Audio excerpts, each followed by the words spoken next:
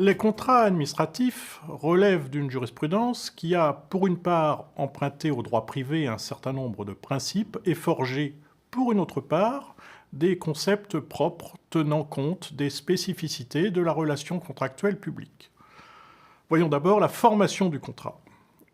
Il faut noter que la liberté contractuelle, c'est-à-dire la liberté de recourir au procédé contractuel, de choisir le co-contractant et de déterminer le contenu du contrat, n'est pas entendue de la même façon qu'en droit privé. Ainsi, l'administration est soumise à un certain nombre de contraintes dans la passation de ces contrats. Par exemple, si le contrat administratif suppose l'existence et la rencontre de deux consentements, celui-ci doit être signé par la personne habilitée. Ainsi, dans une commune, le maire ne signe un contrat de marché public que sur autorisation du conseil municipal par délibération ayant fait l'objet d'une transmission au préfet, et il ne peut intervenir que dans le domaine de compétence de la personne morale de droit public. Les modes de passation des contrats sont divers. Pour les marchés publics, l'administration pouvait recourir à l'adjudication. Dans cette hypothèse, l'administration ouvrait la soumission à tous les intéressés, ce que l'on nommait l'adjudication ouverte, ou à certaines entreprises seulement, c'est-à-dire l'adjudication restreinte. Ensuite, elle proclamait adjudicataire celui qui avait proposé le prix le plus bas. Ce procédé contractuel a été supprimé. Désormais, le principe est que les marchés sont passés sur appel d'offres. Il est fait appel à la concurrence, mais l'administration est libre de choisir son co-contractant en fonction de plusieurs paramètres, à savoir le prix, mais aussi la qualité des prestations ou les garanties proposées par les entreprises. C'est donc plutôt le mieux-disant que le moins-disant qui sera choisi. En effet, la personne publique choisit l'offre économiquement la plus avantageuse, sans négociation, sur la base de critères objectifs préalablement portés à la connaissance des candidats. Il est également possible de recourir, en premier lieu, au marché négocié. Dans ce cas, le représentant de l'acheteur public engage sans formalité autre que celle de la publicité préalable les discussions qui lui paraissent utiles avec les candidats de son choix et attribue librement le marché au candidat qui lui paraît le meilleur. En second lieu, il peut recourir au dialogue compétitif. Il s'agit d'une procédure à laquelle la personne publique peut recourir lorsqu'elle n'est pas en mesure de définir les moyens techniques pouvant répondre à des besoins ou lorsqu'elle n'est pas en mesure d'établir le montage juridique ou financier du projet. Il peut également passer des marchés de conception-réalisation. Il porte à la fois sur la définition du projet et sur l'exécution des travaux pour la réalisation de certains ouvrages. Enfin, il peut user des concours. Il s'agit d'une procédure par laquelle la personne publique choisit, après mise en concurrence et avis d'un jury, un plan ou un projet avant d'attribuer à l'un des lauréats du concours un marché. À noter que la passation de certains contrats dans les secteurs de l'eau, de l'énergie, des transports et des télécommunications est soumise à une réglementation européenne spécifique. De nombreux textes en droit interne sont intervenus pour améliorer la transparence et l'effectivité de la concurrence. En outre, le juge administratif veille de surcroît au respect des règles du droit de la concurrence, tant national que communautaire. Il veille aussi à ce que la formation du contrat soit exempte de vice du consentement. Le contrat peut avoir une forme écrite ou verbale, sauf dans les cas où les textes imposent la forme écrite. Le contrat peut comporter peu de clauses, mais aussi peut être accompagné de documents annexes, comme les cahiers des charges. Ces cahiers des charges déterminent la plus grande partie des obligations contractuelles et le co-contractant de l'administration, qui ne peut en discuter les clauses, se doit d'en respecter les dispositions. Citons par exemple le cahier des clauses administratives générales qui fixe les dispositions administratives applicables à toute une catégorie de marchés. On peut également citer le cahier des clauses techniques générales qui fixe les dispositions techniques applicables à toutes les prestations de même nature. En outre, Existe également le cahier des clauses administratives particulières qui fixe les dispositions propres à chaque marché et les dispositions techniques nécessaires à l'exécution des prestations prévues au marché.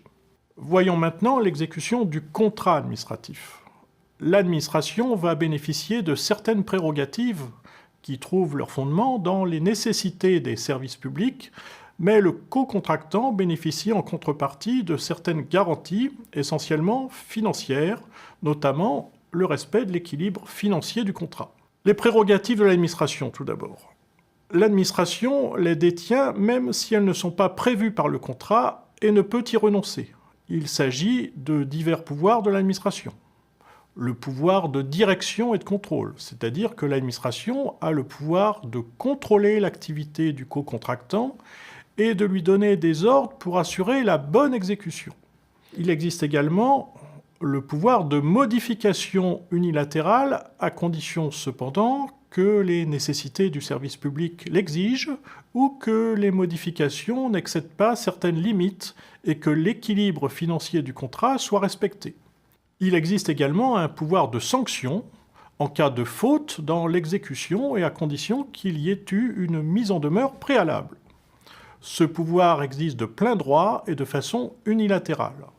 Les sanctions peuvent être soit des sanctions pécuniaires, amendes, dommages-intérêts, pénalités, soit des sanctions coercitives, variables suivant les types de contrats, mise sous séquestre pour la concession, mise en régie pour les marchés de travaux publics, ou enfin des sanctions résolutoires. À noter qu'il existe également un pouvoir de résiliation unilatérale dans l'intérêt du service, le co-contractant ayant seulement droit à indemnisation. Voyons maintenant les droits du co-contractant à l'équilibre financier du contrat. Le particulier a droit à l'obtention de la rémunération convenue et au rétablissement de l'équilibre financier du contrat dans l'hypothèse où ce dernier serait rompu. Il a droit au paiement de la rémunération fixée initialement, c'est-à-dire le prix versé par l'administration, ou les redevances prélevées sur les usagers du service pour une concession qui ne peut être modifiée unilatéralement. Il a aussi droit au rétablissement de l'équilibre financier en cas de prestations nouvelles imposées par l'administration. Il a aussi des droits en cas de survenance des faits imprévus. Voyons la théorie du fait du prince. Il s'agit du cas où l'administration co-contractante use de ses prérogatives et prend une mesure qui ne touche pas le contrat lui-même, mais qui a des répercussions sur lui. Il peut s'agir, par exemple, d'une augmentation du taux des impositions décidées par l'État, qui rend plus onéreuse l'exécution d'un marché passé avec lui. Cette théorie ne joue pas lorsque la mesure émane d'une personne publique autre que l'administration co-contractante.